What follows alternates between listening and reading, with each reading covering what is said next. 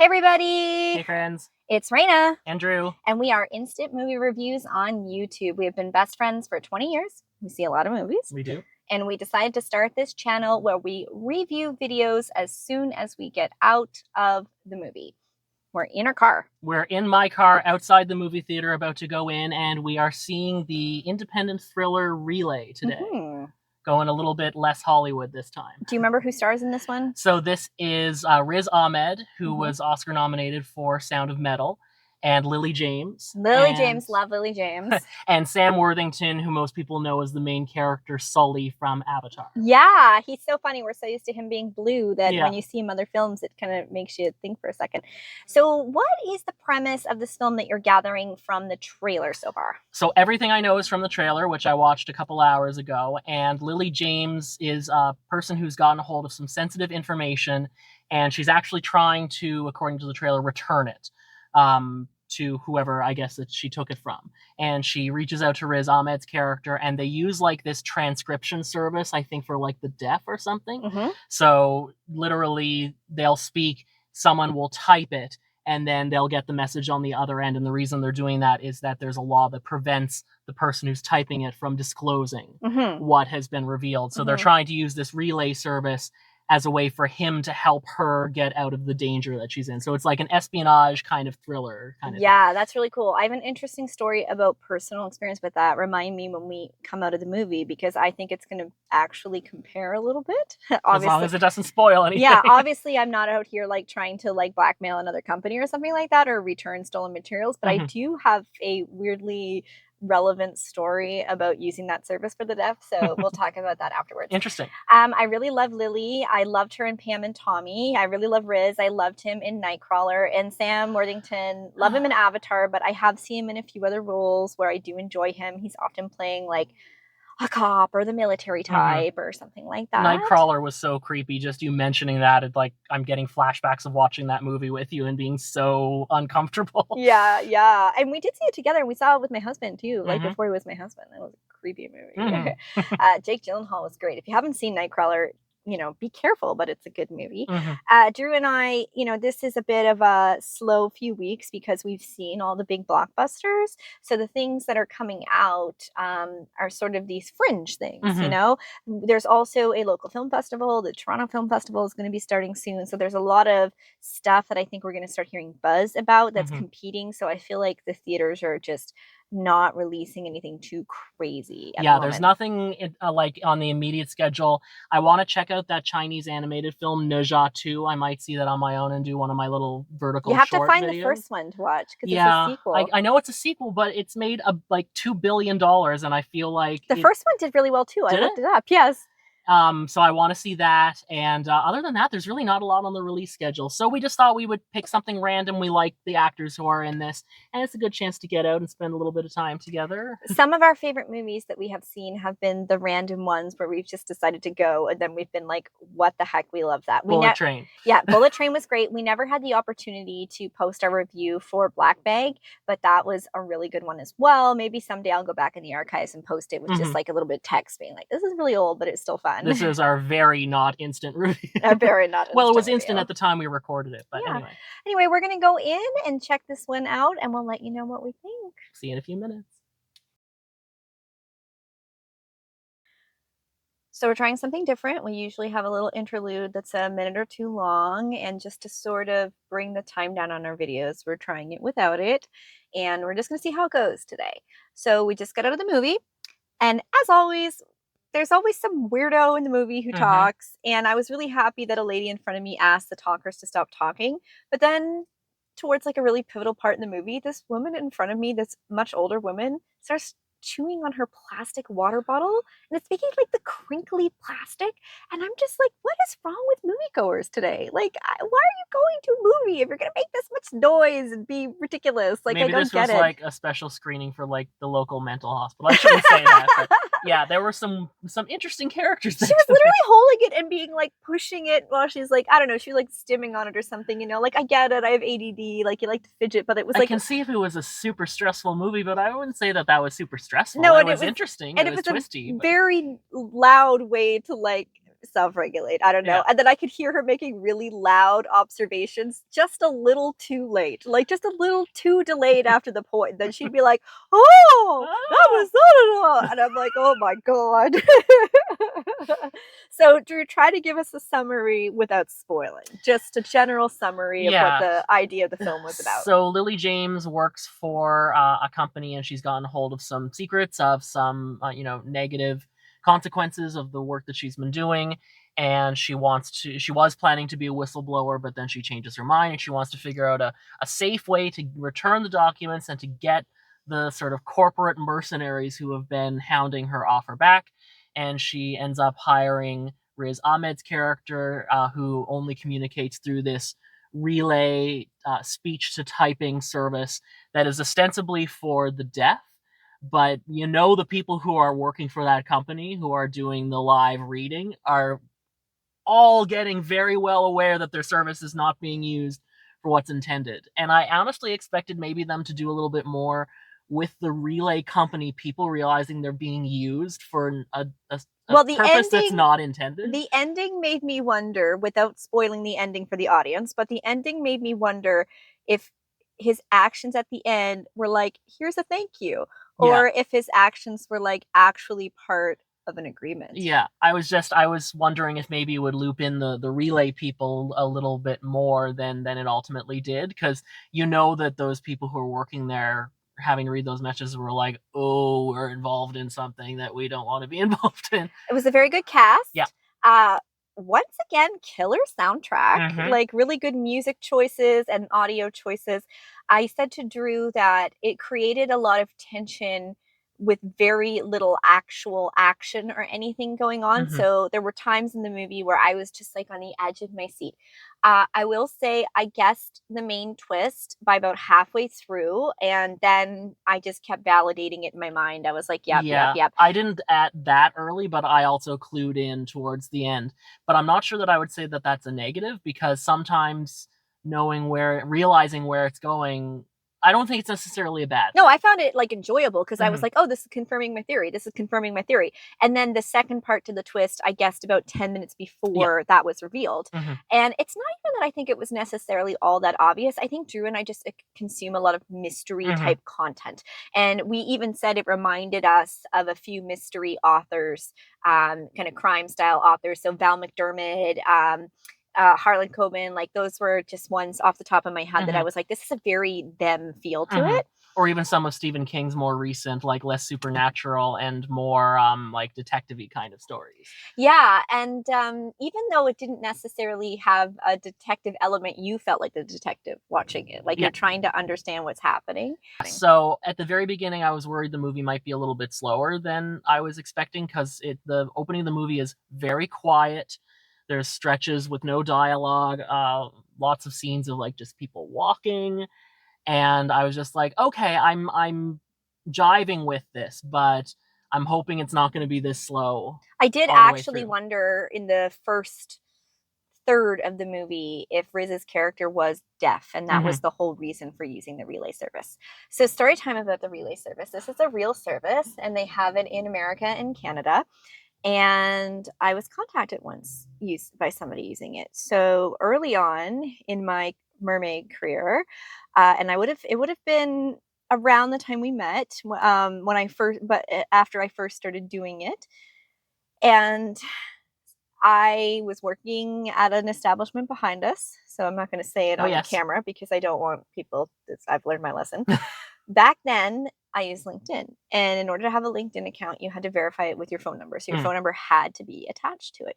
And I had had my very first newspaper article, and a gentleman used it to find my LinkedIn and find my contact information. And at first, he was very polite and fine. He sent me emails, and he was a fan of what I was doing. And I would get these emails, and they were nice and everything. And then I started to realize that, oh, I think this person may have some mental difficulties. And maybe in my attempt to be polite and friendly, and also being like, cool, I have a fan, I want to Hmm. be nice to them, it was giving them attention that they weren't equipped to process. Hmm. And parasocial relationship. Imagined a parasocial relationship that wasn't there. They found out because of my LinkedIn where I worked and showed up at my workplace. And when I got scared and like left for the end of the day and let management know, they actually like complained to the manager and everything, like put in a complaint about me. And I would get these relentless emails and then Facebook messages because this was back in the first iteration of Facebook pages. And I get these like unsolicited Facebook messages and emails. And I just like hundreds a day and I didn't know what to do. Then I realized that this person actually was hard of hearing and they started using a relay service to phone me. And I didn't know how to cope with it. It was very strange. So, a person, just like in the trailers, would call me and relay the conversation. And they had a very specific way of doing it. And you did have a specific way to respond. And I would just shut the conversations down. So they would say all that, and I would be like, I'm sorry, I don't want to accept this phone call. I don't know this person. And I Yeah. would hang up. But they would do it. So it's not like, when you would be a person who was just making a phone call or a spam call or whatever, like these poor people would have to keep making these calls because this guy would put this request in. Like they can't deny him. So I eventually did go to the police and they met with this person and turned out this person had caregivers and they spoke to him, and the police officer that I spoke to was really great because I was scared to tell him all this and embarrassed, and I was very young and I didn't understand how I got myself in the situation, and I'm like, I'm sorry, like I'm a mermaid, this is so weird, but like I just don't know what to do because I don't know that this person's a threat to me, but I feel threatened and I am concerned, just because I think that they are not well, kind of thing. So anyway, the police officer was great, he handled it. But then the guy called me again through the relay service to apologize. And the woman who gave the apology over the phone was very animated. And it was like one of the most cringe moments of my life. And I was just like, I was supposed to say something specific at the end. So in this movie, the characters say, go ahead. So they'll say something and then they'll finish and say, go ahead. And then the person has to relay it to the other person on the end. And I don't know what I was supposed to say because I was so mortified that I was just like, over. And I hung up. So like, I was like, thank you very much. Please don't contact me again. Over. And like, Was it over? So I let the police officer know that they did it one more time. And he was like, okay, that may have just been, the closure that this person needed. And hopefully it never happens again. It never did. I changed my phone number in case, and I learned a very important lesson about the internet. And this was like 17 years ago. So, well, I knew that this service exists. I'd heard of it. And I just think it was a really interesting premise to have that be the means of communication. It added an extra little something to this. I feel like this might have been a bit more of a conventional thriller if it hadn't used that component to it. So I do definitely appreciate that aspect of it being built into it because it did. I'm not sure I would have liked it as much if it had just been your more standard espionage kind of thriller without that. And I think part. they did a good job of making it very human and keeping the pacing because it was a gimmick and it had the ability to get tiresome the way that some of the gimmicks get used with like instant messaging and stuff like that. Like I don't want to read a bunch of text all over through the movie. Like, there wasn't too much of it. There was just enough to make it different and to set it apart. But that wasn't the whole movie because yes, I agree. If it had just been constant relay messages back and forth, I think it would have gone a little bit silly. I thought the characters, especially Riz's character, had a good amount of depth to him, but it wasn't in your face all at once. You pieced together his story, you got more of it as it went. This is another thing that made me feel like it had to have been a book first. I don't even know if it was. I have to Google this. I'm pretty sure it wasn't, but I could be wrong. We'll put it up here if it was. It was written by like in a style that was very much like one of these books. Like it kind of breadcrumbed you in a good way to like keep you going along. And I'm not familiar with the director. I looked up his most recent one. Like when you look him up on Wikipedia, it's like he's known for directing this, and I forget what it's called. But it was like a Western. So he's not like someone who's known as like a tech espionage It's funny thriller. you say that he's a Western because there's this one scene with the two main characters in a cab, and the shot of how they framed the two of them reminded me of kind of like, here's looking at you, kid. Like that's what it made me think of. I literally thought like this reminds me of a Western. Yeah. And I don't know that anybody else looking at it, unless you've watched Westerns, would even pick Hmm. up on that. But it did make me think of a Western a Yeah. couple of times. I really like Riz Ahmed's performance, and correct me if I'm wrong, but isn't he British? I believe so. Yeah. So I'm trying to remember how he sounded in Venom, because he was the villain in Venom, and I've seen him in a couple of other things. But man, he did a really good Brooklyn accent. He Like did, and the way he was hailing kept me like yo yo. I was just like, he's very Brooklyn. yeah. And his Yeah. character reminded me a little bit of Sherlock Holmes because he Hmm. was really just perceptive of everything. He was always kind of a couple steps ahead. He had different costumes. And even though he wasn't like the detective, his character had a detective feel Yeah. to it. And almost this little bit of like omnipresentness that Sherlock Holmes Yeah. gives off. I am glad that they revealed kind of who he was. I was worried they're going to leave his character just like a total cipher. What did you think of Lily James's performance? She was really good. I think he was stronger. He was stronger. And I would agree. I do love her in almost, you know, everything I've seen her in. So I know that she can be. I think her role was one where she had to be very careful not to overplay it, or it would have given too much away early on. And again, I think because I'm very into this genre, that's why I was able to pick up on it. But like overall, she was, I mean, there was a few things they had her character do that made me cringe a bit. But by the end, like it made sense why. So. And Sam Worthington leads this sort of trio of, I called them mercenaries a minute ago. I'm a little bit unclear exactly who they were supposed to be. At first I thought they were the police. Like I didn't know who they were supposed to be, but he's always playing that kind of a guy. Like before he became an avatar, like his human character was like that kind of a guy. And there's a blonde woman who's helping him out, and you thought maybe she was in the Scream TV series. I'm pretty sure she's Emma from the Scream TV series. No, because she was the main character in Strange Darling. And she didn't. I don't think that was the main character in Strange Darling. I'm pretty sure. Anyway, I think she looks like her, but I think she's Willa Fitzgerald. She was the main character in Strange Darling.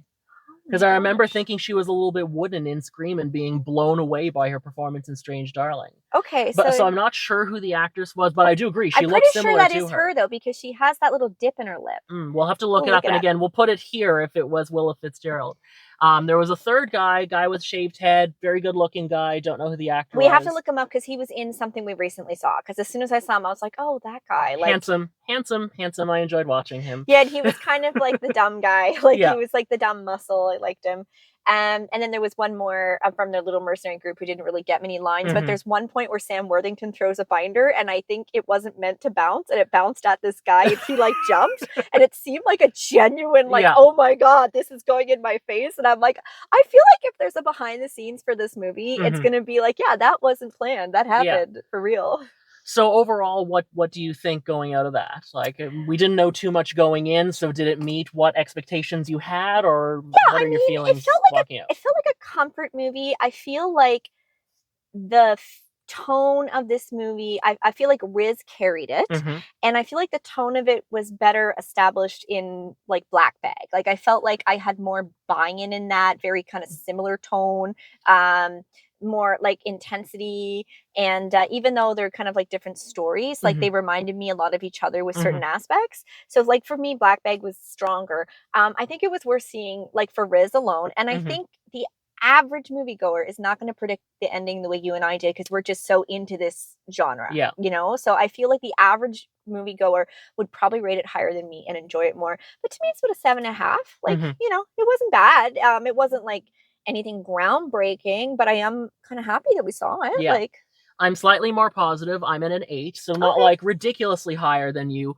I agree, though. It did kind of remind me of Black Bag, but Black Bag, it just had such electric dialogue and performances from Cate Blanchett, from, God, I'm already blanking on who the other actors in Black Bag were, but they were all so good, and all the characters were so developed. I always call him David from Prometheus. David, no!